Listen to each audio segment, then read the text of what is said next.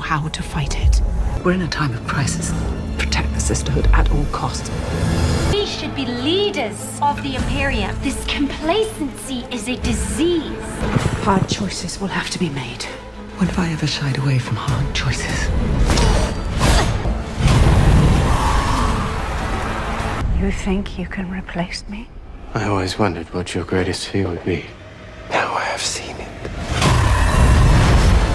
Hello everyone, Dan here from the Next Issue Podcast. On today's video, we're going to be talking about the new show, Dune Prophecy. This is a new show on HBO. Very excited for this. I'm a big fan of the Dune franchise, at least the last two movies. I actually haven't read the books or haven't really gone back to watch the other movie. But I will tell you, I'm very into what they're doing here, Legendary and HBO together. This is going to be for episode 1, The Hidden Hand. I will get eventually into spoilers, but I want to put out a few things before we get into all that. First of all, do I think you need to watch the movies? I think you should. I think the important part of it is for you to understand what this sisterhood has been doing for all these years across the galaxy, right? This show itself takes place 10,000 years before the events of the Dune films by Denis Villeneuve. So it's very much disconnected, but at least knowing and understanding the function of what the Jesuit had been doing for all those years, that's probably the most important piece. I recommend the films. I'm a big fan of the films. I think a lot of people might have mentioned that they feel a little bit slow, but I really enjoy spending all that time exploring the lore and the world and the visuals that are provided. But this isn't a review for Dune and Dune Part 2. This is a review for Dune Prophecy Episode 1, The Hidden Hand.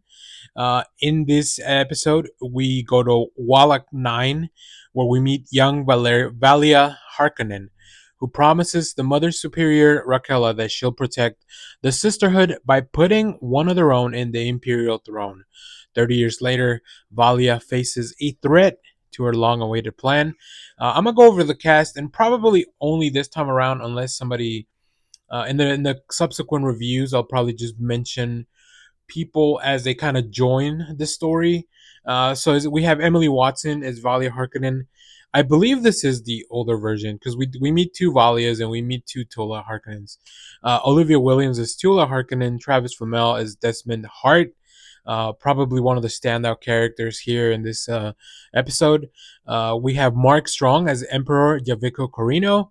Really good to see Mark Strong, especially after his brief stint on the Penguin.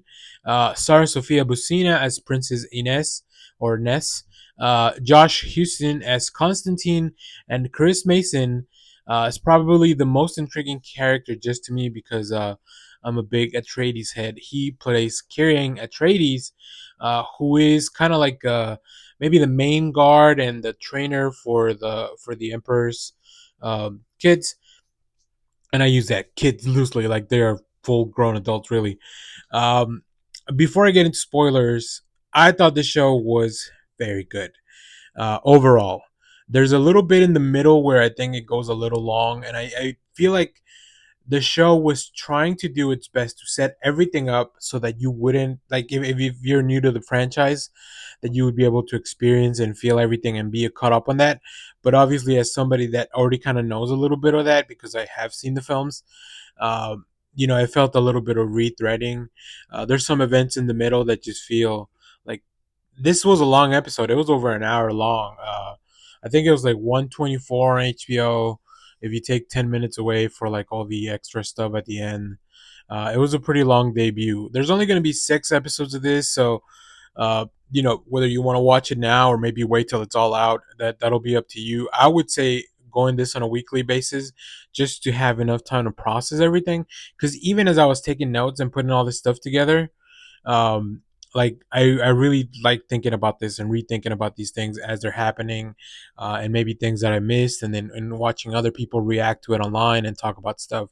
The reason I mentioned that it's a little bit soft in the middle of the episode is because that's the part where I took the least amount of notes, as to say, like, this is an important event, or this is an important event. It was more like we're having conversations to expand a little bit of the lore, expand a little bit, and try to make sure that people understand. You know, it's very complicated for me to go into full detail, but the sisterhood, obviously with their abilities and their foresight and their everything else that comes with that, they're placing sisters all over the important places in the empire with all these dukes and lords or whatever the case may be, to pretty much have a hand in everything that's going on, to weave their plans as they see fit. So that's one of the parts that I find very interesting. So let's kind of go through the events. I'm going to get into spoilers. Like I said, it's not too detailed, but I'm just kind of highlighting like what I thought were the big events. We begin with a little recap of the thinking machine technology being banned after the war that was won by the Atreides family, right? So we get a little bit of that, a little kind of a flashback to this war. To me, feels very much like the Matrix type of, like when they were, warring with the technology outside. Not to that level, just kind of the same idea of like this smart technology, these thinking machines are a threat to humans. Which another thing that with all this interstellar travel and everything being in space, that everyone is pretty much like a base level normal human. That's really interesting as well. We then see a young Valia Harkonnen who sets out to expose the Atreides, all the lies. She joins the Sisterhood, and she goes in there because she is a Harkonnen, and the Harkonnen were a family that after the war were kind of put off to the side as cowards. So she goes out to pretty much clear the name, but with this, she finds a new design, and after the Mother Superior Raquella takes a shine to her and sees that she's aligned with her views, with their views are pretty extreme too, right? They're using all this like DNA and genetic mapping to create like the best pairings of families, and really have to be able to rule all across the galaxy like that. And their plan is to use this upcoming wedding, and we'll talk about more, to finally have a sister sitting on the throne. So that's kind of where it goes. So after Dorothea, who is the granddaughter of the original Mother Superior, and Valley disagree with how they should move forward with the sisterhood, we get probably one of the coolest scenes where, if you know Dune lore, Valia uses the voice, which feels like it's the first time that anybody, like, it seems that this is kind of the origin for that voice. We've heard one of my favorite scenes in Dune, Part Two, is when Paul uses the voice. So yeah, really cool stuff. Then we flash back 30 years later. As I mentioned, this is 10,000 years before the films. Uh, the princes will arrive at Wallach 9 to learn from the Sisterhood, and that's kind of what's expected. So we have Constantine, who I believe is her half brother, and that's one of the things that I'm still kind of catching up on, making sure that I understand how these families work and all that. But he's there to make sure that she's going to be okay, set everything up, close out a deal.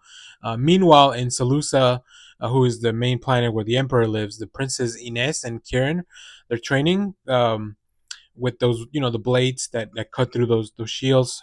You've probably seen them if you've seen the films, which is always a nice callback. Although I do think it's funny that even 10,000 years prior, like they're because they are avoiding expanding on technology, that they are still using the same technology to protect themselves and fight. So that's really funny. And it's just something that caught me off guard. That I'm like, man, this is 10. Can you imagine if in 10,000 years we were still using like bows and arrows, and that hadn't evolved just because we are so afraid of the technology that could come up, and maybe with good reason. But that's probably a conversation for a whole other podcast. Um, but yeah, then Constantine shows up. They kind of talk about the arrangement, so she's pretty much ready to go train as a into the sisterhood. We meet Emperor Corino, who is in talks with the the betrothed, the, the the dad of the person who's going to marry his daughter. And it turns out that she's marrying like a 9-year-old boy. Like they've arranged this marriage with a really it's a but this is all by the design of the sisterhood. Like they've been planting in their heads like this is the way. The sisters believe that, and especially Valia believes that this pairing will set up not only the sister and the throne, but like the best genetic match going forward, where the empire can thrive under the rule for many years to come. Um, we get to see a little bit of the sisterhoods, the Jisra training, and I'm not sure if that's exactly their name. I forgot to. That's kind of what I wrote down, but yeah, they're training on in the truth saying, and nobody else has used the voice, so that's not something that's kind of commonly allowed. But we get to see how they they train in the ways to make sure that they can know when people are lying, and that's kind of what that's why every royal house has one of those, because or one of the sisters, because they use them as kind of like human lie detectors. We meet Kasha, who is the sister that is um, assigned to the imperial household. We also meet Desmond Hart, played by Travis Fimmel, as I talked about earlier. He comes back from the war in Arrakis. Now, this conflict is still going on 10,000 years prior, where the Empire is just mining the spice out of Arrakis and driving the freemen out. So, like, it's really crazy to think that that conflict's been going on for 10,000 years, because that's kind of the same idea that's still going on. But Desmond apparently survived one attack. He's going to become really important going forward. So make sure to keep an eye on him. Then we finally get to the wedding, where we see that the young child, I forget his name, Pruitt, I think. He has some forbidden technology. An incident happens. Like, this is interesting just to understand how on edge people are about technology, and that's how big of an impact that must have had. And it's only really been like 30-50 years probably since the war. So it's only like a couple of generations that are still really afraid that they're not embracing kind of bringing technology back. And you, if you've seen the films, you understand that that's still an ongoing issue as well. um, so we see that Ines and Constantine have a night out where they bump into Karen, and Ines has like one last night out to enjoy herself before she goes off to the sisterhood. I'll leave it at that. Just know that this show is mature for a reason. Uh, and then we get probably the craziest twist in the whole episode. Desmond sees the child Pruitt, I believe that's his name, uh, and they are sitting in the hallway at night where everybody's asleep. Um, and in the meanwhile, we see the Emperor Mark Strong, Emperor Corino, reviewing some footage, and it looks like Desmond had an encounter with one of the sandworms in Arrakis, but we don't know exactly what happened to him after that. But in the meanwhile, Desmond, we realize that he also has visions and has some kind of power, and he burns this child alive. It is wild. Like, you, with his mind he burns them, which by some reason for some reason also Kasha is burnt, who went back Kasha went back to Wallach 9. She also burns and dies, and that is crazy. Like, that whole sequence of everything happening really really got me good. There's some really cool visuals there too. Anytime that somebody's having a vision, everything, like, there's some really outstanding visuals.